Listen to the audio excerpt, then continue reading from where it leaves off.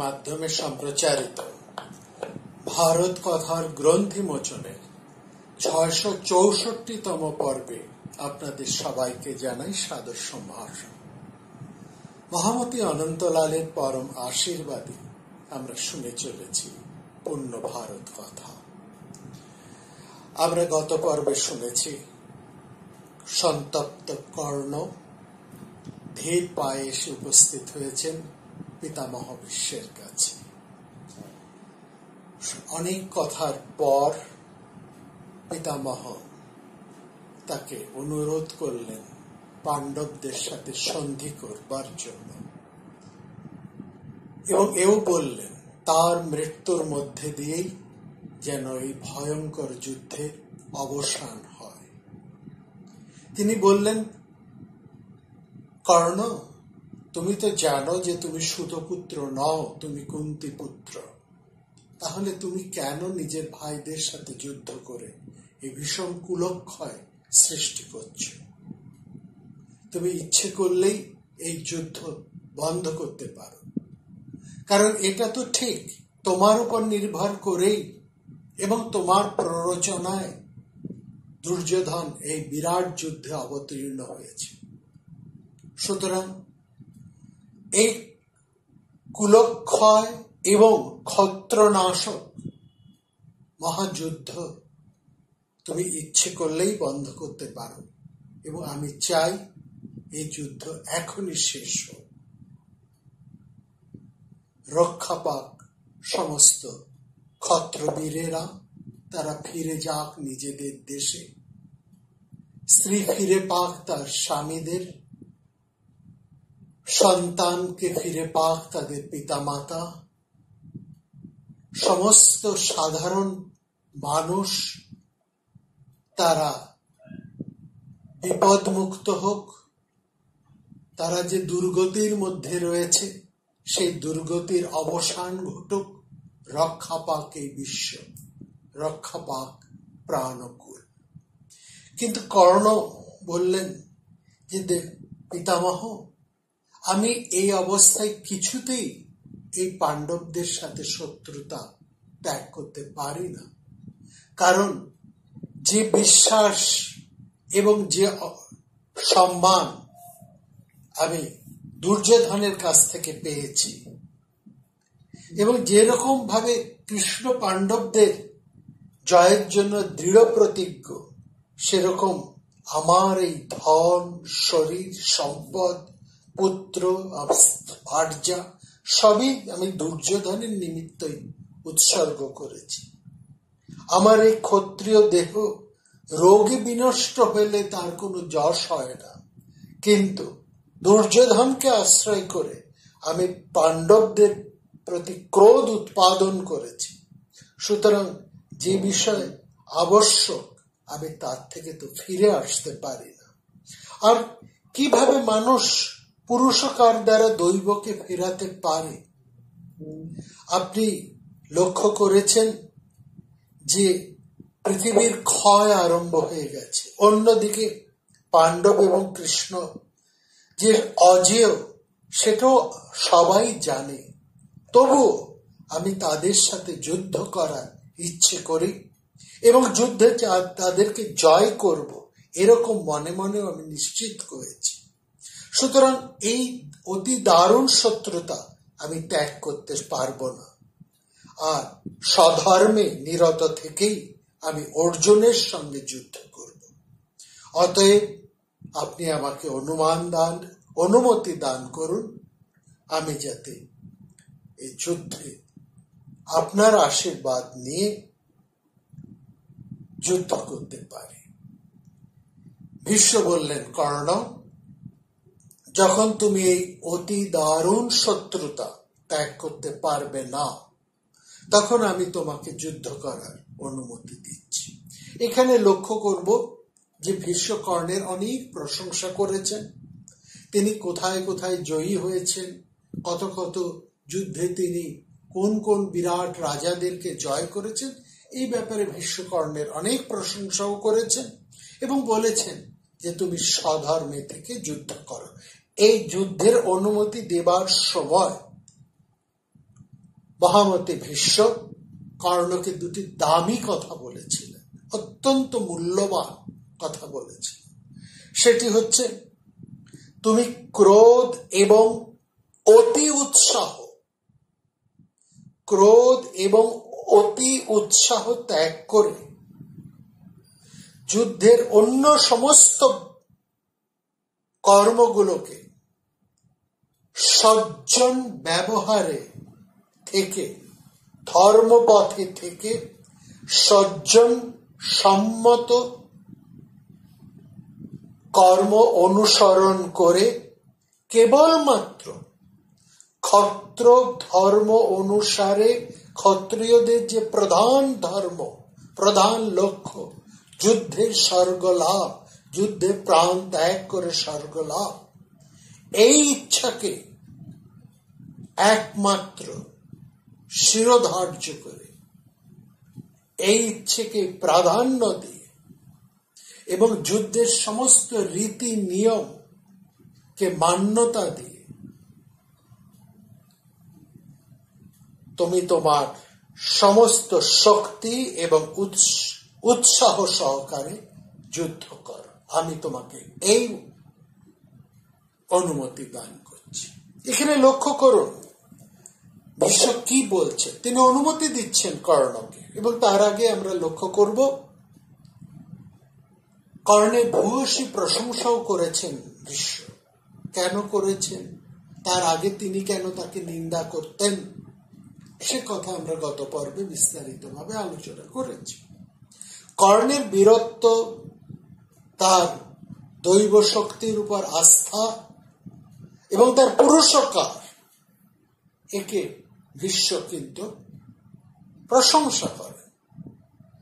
কিন্তু কর্ণের মধ্যে যে দ্বিচারিতা আছে, যে পরিশীলনের অভাব আছে, সেটাকেও কিন্তু ভীষ্ম বারবার উল্লেখ করেছে। এবং এই অভাব কিসের জন্য, কোন কারণে কর্ণের চরিত্রের মধ্যে এই দোষ, তিনি ক্ষত্রোচিত গুণ ধরে রাখতে পারেন না কেন তিনি যুদ্ধে জয়ী হতে পারেন না, তার তপস্যার অভাব কোন কারণে, কেন তার জীবনে তপস্যা নেই, এই সমস্তগুলো খুব পুঙ্খানুপুঙ্খভাবে এবং সঠিকভাবে ভীষ্ম কর্ণের সামনে তুলে ধরেছেন। এবং আমরা সেখানে দেখলাম কর্ণ চুপ করে তার শুনেছেন, কারণ কর্ণের কিছুই বলার ছিল না। এগুলো এতটা সত্য, এতটাই কর্ণের পক্ষে যুক্তিযুক্ত যে কর্ণের সেখানে কিছু বলার থাকে না, বা ছিল না, নেইও, এবং তিনি তা নতমস্তকে স্বীকার করেছে। এবার যখন অনুমতি প্রার্থনা করছেন কর্ণ এই যুদ্ধ জয়ের জন্য, তখন ভীষ্ম তাকে অনুমতি দিচ্ছেন, কিন্তু শর্ত সাপেক্ষে। বলছে তুমি যুদ্ধ করো, কিন্তু মনে রেখো এই যুদ্ধের দুটি নিয়ম তুমি মনে রাখবে।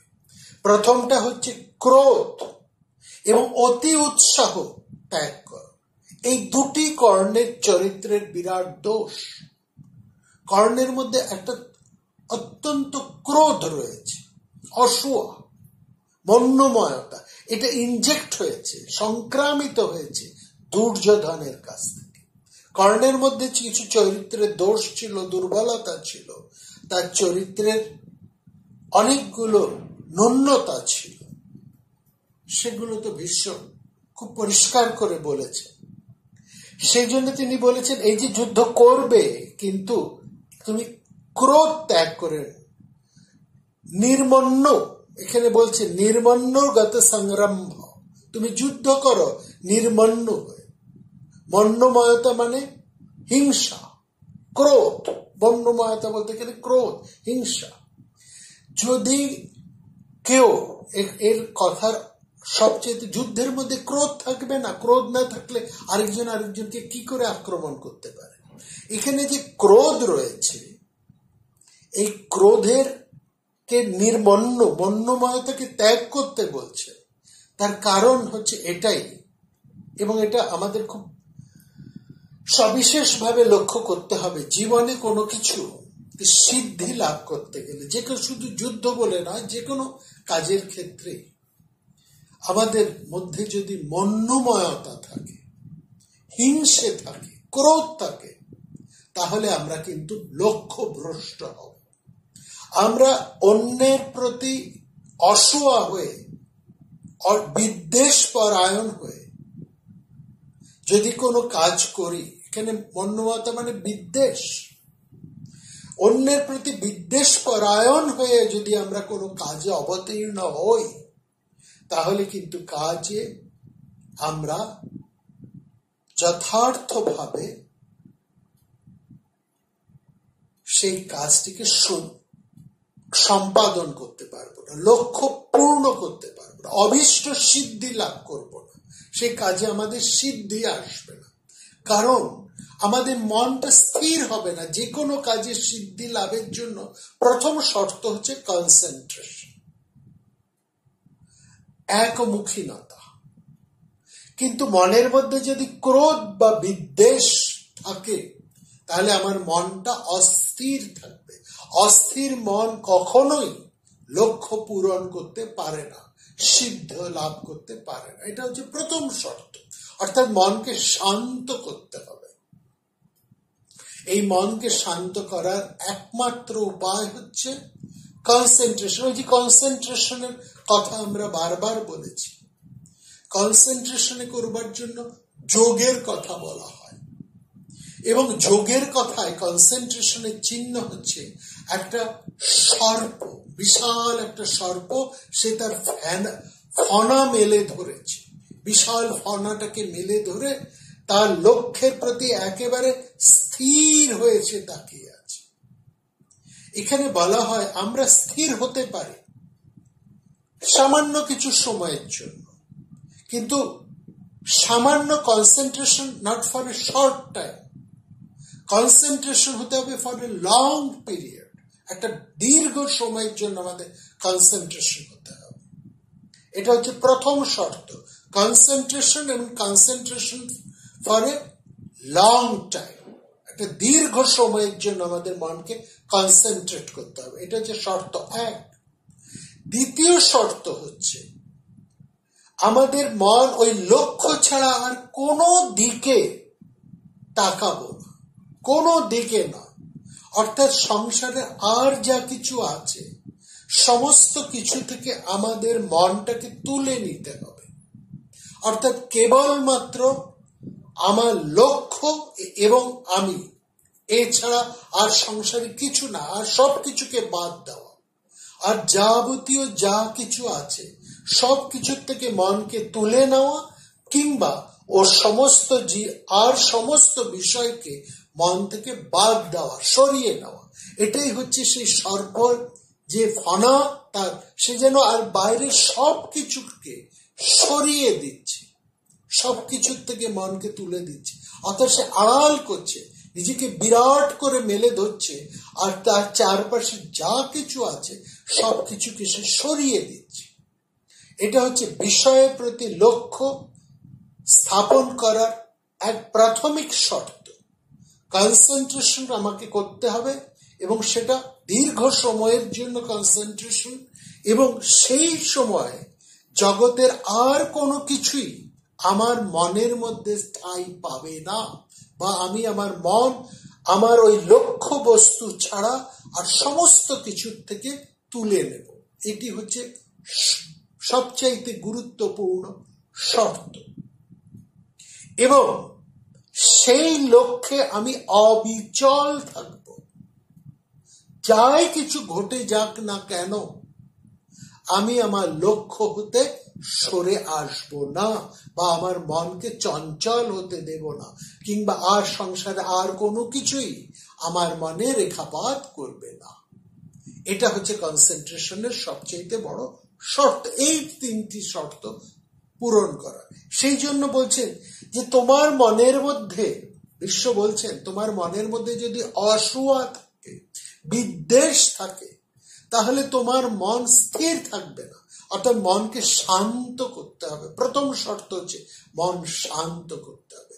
পতঞ্জলি যোগ দর্শনে মনকে ধ্যানের জন্য যে তন্ময়তার কথা বলছে, তাতে কিন্তু এই কথাই বলছে। প্রথম হচ্ছে সমস্ত কিছুর থেকে মনকে তুলে নেওয়া, মনকে শান্ত করা সমস্ত কিছুর থেকে, এবং জাগতিক যা কিছু জিনিস আছে তার থেকে নিজেকে সম্পূর্ণ সরিয়ে রাখা এবং একাগ্রতাকে ধরে রাখা। ধরে রাখা অর্থাৎ স্বল্প সময়ের জন্য একাগ্র নয়, একটা দীর্ঘকালীন সময় এই একাগ্রতার অভ্যাস চালিয়ে যাওয়া। এই তিনটি প্রধান শর্ত সেখানে বলছে। তুমি ক্রোধ ত্যাগ করবে, এবং তারপরে কি বলছে, অতি উৎসাহ। আরেকটা জিনিস হয়, আমরা অতি উৎসাহে হয়তো কোনো কিছুতে বসে গেলাম, যেমন এই ধরুন একদিন পরে আমাদের নতুন বছর আসছে, আগামী দিন বাংলার নতুন বর্ষ, আজকে বর্ষ শেষ, আগামীকাল নতুন বর্ষ। এই নতুন বছর বাংলার নতুন বছরই হোক আর ইংরেজি নতুন বছরই হোক, আমরা কিছু কিছু রেজলিউশন নিই অতি উৎসাহে, ওই অমুক করবো, ওই অমুক করবো, সেটা ওই একদিনের জন্য, তারপরে আর সব ভুলে যায়। ওই যে প্রতিজ্ঞা আমরা করি, যে সংকল্প করি, সেই সংকল্পগুলো আমাদের থাকে না। একটা কিংবা কোনো একটা ব্যাপারে শুনে আমাদের খুব উৎসাহ হলো, ওই উৎসাহের ফলে আমরা অনেক কিছু সংকল্প নিলাম, কিন্তু সেই সংকল্পের পেছনে আমাদের কিন্তু শক্তিটা নেই, সেই দৃঢ়তাটা নেই, ফলে সেই সংকল্পটা ওই কিছু দিনের মধ্যেই বা কিছু সময়ের মধ্যেই তা নষ্ট হয়ে যায়। ওটা হচ্ছে অতি উৎসাহে। সুতরাং যে কোনো কাজ করতে হলে মনকে শান্ত করতে হবে, এবং কোনো অতি উৎসাহ বা আবেগের বশবর্তী হয়ে আমরা যেন কোনো সিদ্ধান্ত না নিই, তাহলে আমরা লক্ষ্যে পৌঁছতে পারবো না, লক্ষ্য সিদ্ধি ঘটবে না। সেই জন্য ভীষ্ম খুব পরিষ্কার করে বলে দিচ্ছে, এটা কর্ণের প্রতি যেমন বলেছেন, এটি কিন্তু আমাদের প্রত্যেকের জীবনের জন্য কিন্তু এটা মূল মন্ত্র। প্রত্যেকের, যারা আমরা শিক্ষার্থী, যা শিখছি, আমরা প্রত্যেকেই শিক্ষার্থী, যেই পেশায় যে কাজেই আমরা থাকি না কেন, এটা মনে রাখতে হবে। প্রতিদিন আমরা শিখে চলেছি, যতদিন আমরা শিখছি ততদিনই আমরা শিক্ষার্থী। আমাদের প্রার্থনা হচ্ছে শিক্ষা, শিক্ষা আমরা করছি, শিক্ষার অর্থে শিক্ষার্থী। তো সেখানে শর্ত হচ্ছে আমাদের একটা কনসেন্ট্রেশন থাকতে হবে, এবং সেই কনসেন্ট্রেশনটাকে ধরে রাখতে হবে, এবং সেই কনসেন্ট্রেশন যখন আমরা ধরবো তখন আমরা বাইরের আর কোনো কিছুর দিকে আমাদের দৃষ্টি থাকবে না, তাতে ফুল কনসেন্ট্রেশন, এবং সমস্ত কিছুর থেকে আমরা আমাদের মনকে গুটিয়ে একমাত্র সেই লক্ষ্যের মধ্যে অবিনিবিষ্ট করব। আর মনে রাখতে হবে আমাদের মনের মধ্যে যেন কোন রকম চাপল্য, আবেগ এইসব কিছু দ্বারা কাজ না করে। সেই জন্য বলছেন যে বিশ্বকু বলছে নির্মন্ন গত সংগ্রাম বা স্থির হইত বিকটোৎসাহ, অতি উৎসাহের বশবর্তী হয়ে কিংবা বিদ্বেষ পরায়ণ হয়ে তুমি যুদ্ধ করতে চেয়েও না।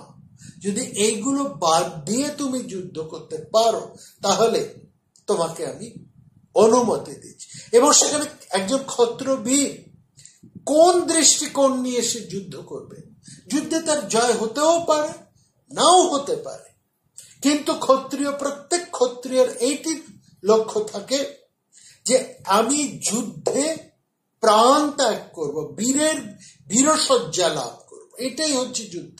এবার আমি জয় হতেও পারে, আর যদি জয় নাও হয় তাহলে আমি যুদ্ধক্ষেত্র থেকে পৃষ্ঠ প্রদর্শন করব না, আমি আমার কর্তব্য কর্ম থেকে পালিয়ে আসবো না।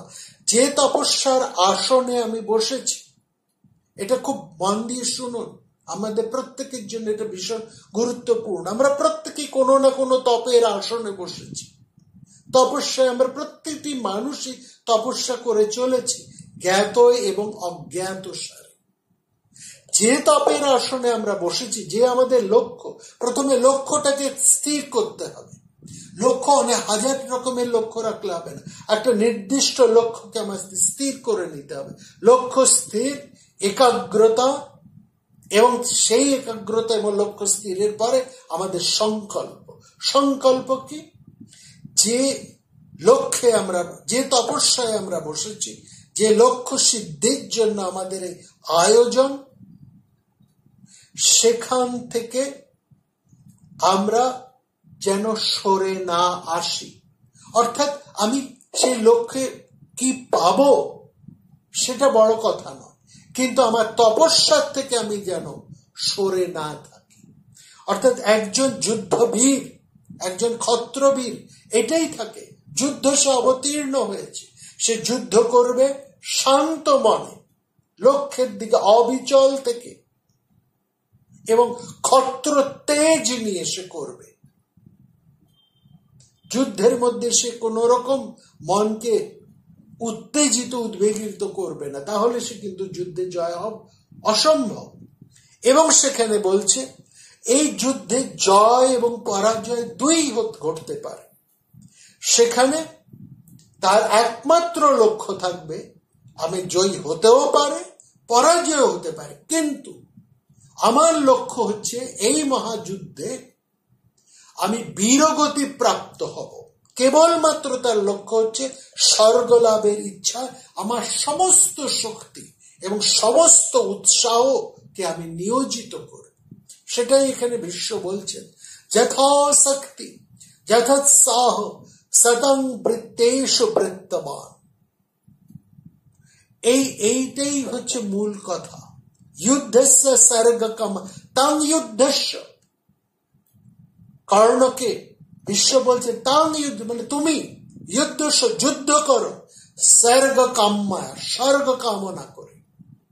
জয় হবে কি পরাজয় হবে, পাণ্ডবদের তুমি জয় করতে পারবে কি পারবে না, এটা বড় কোনো কথা নয়। তুমি তোমার সমস্ত শক্তি, যথাশক্তি যথোৎসাহ, সমস্ত শক্তি এবং সমস্ত উৎসাহ দিয়ে তুমি তোমার এই কর্মে বৃত্তি, তোমার ক্ষত্র কর্ম, তোমার বৃত্তি হচ্ছে ক্ষত্র বৃত্তি, তুমি এই ক্ষত্র বৃত্তি বৃত্তবান হও, নিয়োজিত হও, এই কর্মে তুমি নিজেকে ব্যাপৃত করো, সেই যুদ্ধে অবতীর্ণ হও। এটা ভীষণ ভীষণ দামি কথা।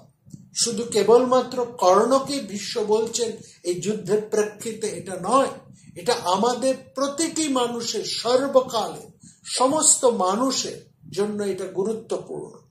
অর্থাৎ মনকে স্থির করে এবং এই যে কর্মের জন্য আমরা বসেছি, যে তপস্যার আসনে আমরা বসেছি, তার দিকে লক্ষ্য রেখে একটা অবিচলিত মনোযোগ, কনসেন্ট্রেশন নিয়ে সে কি ফল আসবে সেই ফলের দিকে লক্ষ্য না রেখে আমার সমস্ত শক্তি, সমস্ত উৎসাহকে সেখানে একীভূত করে সেই কর্ম সম্পাদনই যেন আমাদের মূল মন্ত্র হয়।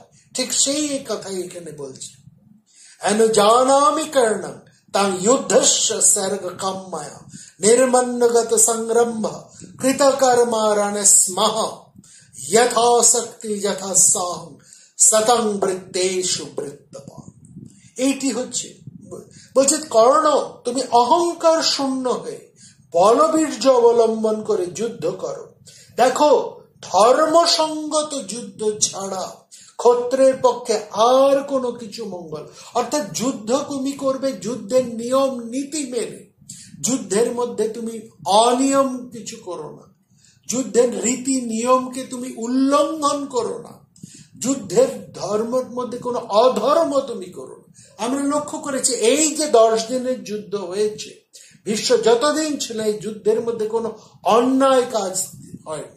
বিশ্ব কোনো নিয়ম নীতি, যে নিয়ম নীতি যুদ্ধের পূর্বাহ্নে ভীষ্ম এবং সমবেত রাজন্য ভিন্ন উভয় পক্ষে প্রধানেরা বসে যে যুদ্ধের নীতি স্থির করেছিলেন, যার আলোচনা আমরা করেছি আপনাদের কাছে, প্রত্যেকটা নিয়ম নীতিকে যথাসাধ্য ভীষ্ম পালন করে গেছে এবং তিনি নিজেও পালন করেছেন, তিনি তাকে অতিক্রম করেননি এবং অন্যকেও তিনি তা অতিক্রম করতে দেননি। এবং জীবনের শেষ মুহূর্তে এসেও তিনি কর্ণকে যুদ্ধ করবার জন্য আদেশ দিচ্ছে, অনুমতি দিচ্ছে এবং সেখানে বলছে তুমি অহংকার শূন্য হয়ে বল এবং বীর্য অবলম্বন করে যুদ্ধ করো। ধর্মসঙ্গত যুদ্ধ অপেক্ষা, মনে রেখো, ধর্মসঙ্গত যুদ্ধ অপেক্ষা ক্ষত্রিয়ের পক্ষে অন্য কোনো মঙ্গলজনক আর কাজ হতে পারে না। ধর্মাদ্যে যুদ্ধস্য নান্যৎ ক্ষত্রিয়স্য না বিদ্যতে। এবং তারপরে ভীষ্ম তার শেষ অন্তিম কথা কর্ণকে বলছেন, কর্ণ, আমি উভয় পক্ষের শান্তির বিষয়ে দীর্ঘদিন ধরে চেষ্টা করেছি, আন্তরিকভাবে চেষ্টা করেছি, কিন্তু আমার সেই চেষ্টা কোনো ফলপ্রসূ হলো না। আমি তাকে এই যুদ্ধ উভয়ের মধ্যে শান্তি স্থাপন করতে সমর্থ হলাম না। আমি এই কথাই তোমাকে সত্য বললাম। এই কথার মধ্যে দিয়ে সেখানে শেষ কথা, এবং এরপরেই কর্ণ ভীষ্মকে প্রণাম করে সেই অন্ধকার রাত্রিতে তিনি ভীষ্মের কাছ থেকে ফিরে এলেন দুর্যোধনের কাছে। এবং এখানে ভীষ্ম পর্ব শেষ হচ্ছে। এটি হচ্ছে ভীষ্ম পর্বের শেষ মুহূর্ত। তাহলে এই সমগ্র ভীষ্ম পর্বের মধ্যে যদি আমরা তাকাই, কি দেখলাম? আমরা দেখলাম এক বিরাট পুরুষকে, যিনি মর্যাদাবান পুরুষ, আপন মর্যাদায় অটল, এবং তিনি তার কাছে সত্য এবং হচ্ছে প্রধান। তিনি যে প্রতিজ্ঞা করেছেন সেই প্রতিজ্ঞার থেকে তিনি কোনোভাবেই তার থেকে তিনি সরে আসেননি, এবং সারাটা জীবন ধরে তিনি নিজের কর্তব্য কর্ম পালন করে এসেছেন এবং সত্যে তিনি অবিচল ছিলেন। এবং সারা জীবন ধরে তিনি এই বিরাট বংশে মঙ্গলাবিধানের চেষ্টা করেছেন। কিন্তু দুর্ভাগ্য এটাই ভীষ্মের জীবনে একটা ট্র্যাজিক হিরো বলা হয় বিশ্বকে। মহাভারতের একটা বিরাট ট্র্যাজিক, এত বড় চরিত্র আর কোন পুরাণের মধ্যে নেই। এত বড় এক শক্তিমান এক ব্যক্তিত্ব আর কোন চরিত্রের পুরাণের মধ্যে নেই। তিনি সব দিক দিয়েই বিরাট, সমস্ত কারণে, সমস্ত গুণে, সমস্ত ভাবে, সমস্ত মূল্যবোধে তিনি প্রধান পুরুষ। আচরণের মধ্যে এই বিরাট পুরুষের হৃদয়ের যে একটা হাহাকার, যার জন্য তিনি এত আত্মত্যাগ করলেন, বিশ্বের এই অনন্ত আত্মত্যাগ, তার জীবন যৌবন, তার সমস্ত কিছু প্রাপ্ত সর্বগুণ থাকা সত্ত্বেও সবটাই কিন্তু ব্যর্থ হয়ে গেল। এবং তিনি সেটা কর্ণের কাছে বললেন, প্রশমেহি কৃত যত্ন সুমহং সুচিরং মায়া নচৈব সকিত কর্তুম কর্ণ সত্য ব্রবীত। কার কাছে তিনি বলছেন? না, সেই কর্ণের কাছেই তিনি বলছেন, আমি কথা সত্য করে বলছি। কি ট্র্যাজেডি! কেউ তাকে বুঝল না। একটা মানুষ, কৌরবদের একটি মাত্র লোক তাকে কিন্তু অনুধাবন করতে পারল, যে সারাটা জীবন তিনি কেবলমাত্র এই হস্তিনাপুরের সুরক্ষা, এই বিশাল চন্দ্রবংশের মর্যাদা, এই ভারত বংশের অটুট বন্ধনকে রাখার জন্য তিনি তার সমস্ত কিছুকে আত্মত্যাগ করলেন। কিন্তু শেষে তিনি বললেন যে আমি তা করতে কিন্তু সমর্থ হলাম। আমার সব কিছু দিয়ে, সারা জীবনের শত প্রচেষ্টার মধ্যে, আন্তরিক প্রচেষ্টার মধ্যে দিয়েও কিন্তু আমি এই পরিবারের মধ্যে মিল, শান্তি, একতা, মৈত্রী রাখতে পারলাম, অক্ষুণ্ণ রাখতে পারলাম। আর পিতামহ ভীষ্মের এই আন্তরিক বার্তাটি কর্ণকে ভীষণভাবে আপ্লুত করল। আমরা দেখলাম কর্ণ সেখান থেকে কাঁদতে কাঁদতে মহামতি বিশ্বকে প্রণাম করে ভীষণভাবে কাঁদতে কাঁদতে অনুশোচনায় বিদ্ধ হয়ে তিনি ধীরে ধীরে নিজের সেই রথে উঠে ফিরে এলেন দুর্যোধনের কাছে। এই দুজন, একটি হচ্ছে বিরাট ট্র্যাজিক পুরুষ, আর কর্ণকেও বলা হয় ট্র্যাজিক, কিন্তু তার ট্র্যাজেডির জন্য তিনি সর্বার্থে দায়ী। একজনের জীবনে বহু তপস্যা আছে, কিন্তু তপস্যার ফল একটি মাত্র, কারণ তিনি কোন রকম আপোষ করতে পারেন না। সত্যকে তিনি একেবারে সত্য বলেই ধরেছে, সত্যকে তার থেকে তিনি কোনোভাবেই চ্যুত হতে চান না, কোনোভাবে তিনি অনমনীয় হতে চান না। এটি তার দোষ। এই জীবনে অনমনীয়তার কারণে বিশ্বের এই বিরাট ব্যক্তিত্ব সম্পন্ন সমস্ত গুণ থাকা সত্ত্বেও কেবলমাত্র অনমনীয়তার জন্য তিনি আজ বিরাট ট্র্যাজিক হিরোতে তার সমস্ত প্রচেষ্টা সব শেষ হয়ে গেল। তার এত আত্মত্যাগ, আত্মবলিদান সব নিষ্ফল হয়ে গেল কেবলমাত্র অনমনীয়তার জন্য। অন্যদিকে কর্ণের জীবনে কোনো তপস্যা নেই, তার মধ্যেও যথেষ্ট গুণ রয়েছে, অনেক গুণ নিয়ে তিনি জন্মেছেন, অনেক ক্ষত্রচিত বীর্য, কেবলমাত্র জন্ম সংস্কারের দোষে এবং তপস্যার অভাবে তিনিও ব্যর্থ হতে চলেছেন। এই দুই ব্যর্থ পুরুষকে মহাভারতের মহাকবি একসঙ্গে দাঁড়িয়েছে, যারা পরস্পর পর আমরা দেখে এসেছি সারা বিশ্ব পর্ব ধরে প্রত্যেককে ঈর্ষা করছে। কর্ণ কতভাবেই না এই বিরাট পুরুষকে অসম্মান করেছে, অন্যায়ভাবে তার সাথে কথা বলেছে, অমর্যাদা করেছে।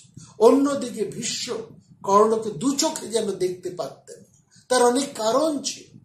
এই মহাযুদ্ধের মূল কারণ হচ্ছে তো এই কর্ণ, যার উপর বিশ্বাস রেখে এই দুর্যোধন এত শক্তি, এত বড় বৃদ্ধি পেয়েছে। তার দুর্যোধনের অন্যায়ের সমস্ত মূল শক্তিদাতা হচ্ছে দুজন, একজন শকুনি আর একজন এই কর্ণ। এই কর্ণের বীরত্বের উপরে রেখে দুর্যোধনের সকল মন্যময়তা। কিন্তু কর্ণ একজন ট্র্যাজিক হিরো, কারণ তার জীবনে তপস্যা নেই। এই দুটি ট্র্যাজিক হিরোকে পাশাপাশি রেখে মহাভারত আমাদের কাছে অনেক শিক্ষা দিচ্ছে। এই প্রত্যেকটি কথার থেকে, প্রত্যেকটি জীবনের টার্নিং পয়েন্ট থেকে, প্রত্যেকটি আচরণ থেকে আমাদের কিন্তু শিক্ষা নিতে হবে। আজকে ভীষ্ম কর্ণকে উদ্দেশ্য করে যা কথা বলেছেন সেগুলো কিন্তু আমাদের প্রত্যেকের সর্বকালের মানুষের জন্য চরম সত্য। এগুলোকে যেন আমরা বিস্মৃত না হই। এই জন্যই বলা হয় কখনোই যেন আমরা নির্ভারত না হয়ে থাকি। এই যে মূল্যবোধের কথা, এই যে শিক্ষার কথা, এই যে জীবনের মূল মন্ত্রের কথা মহাভারত নানাভাবে উচ্চারণ করে চলেছে, সেগুলো হচ্ছে আমাদের জীবনের রত্নরাজ, আমাদের মূল ধারক, মূল শক্তি। সেগুলো সবসময় মনে রাখার জন্য আমাদের সম্পদ, এগুলোকে পাবার জন্য, যা আমাদেরকে শক্তিমান করে, তা ধরে রাখার জন্য আমাদেরকে মহাভারতকে সব সময় প্রতিদিন অনুসরণ করতে হয়, শুনতে হয়, পড়তে হয়, জানতে হয়, বুঝতে হয় এবং হৃদয় ধারণ করে রাখতে হয়। আর এইখানে ভীষ্ম পর্ব শেষ হচ্ছে, দ্রোণ পর্ব আরম্ভ হবে আগামী দিন থেকে। আমরা সেই পর্বে আলোচনা করব সমগ্র ভীষ্ম পর্বের মধ্যে যে মূল মন্ত্রগুলো উচ্চারিত হলো তা যেন আমরা আমাদের জীবনে ফলবতী করতে পারি। সেখানেই মহাভারত পাঠ শ্রবণের সার্থকতা। সবাই খুব ভালো থাকবেন, আনন্দে থাকবেন। আজ সংক্রান্তি, আগামীকাল নতুন বছর। নতুন বছর আপনাদের প্রত্যেকের জীবনে শুভ মুহূর্ত নিয়ে আসুক, আপনাদের প্রত্যেকের কল্যাণ হোক, এই প্রার্থনা। নমস্কার। প্রাণারাম প্রাণারাম প্রাণারাম প্রাণারাম প্রাণারাম প্রাণারাম কি যেন লুকানো নামে তাই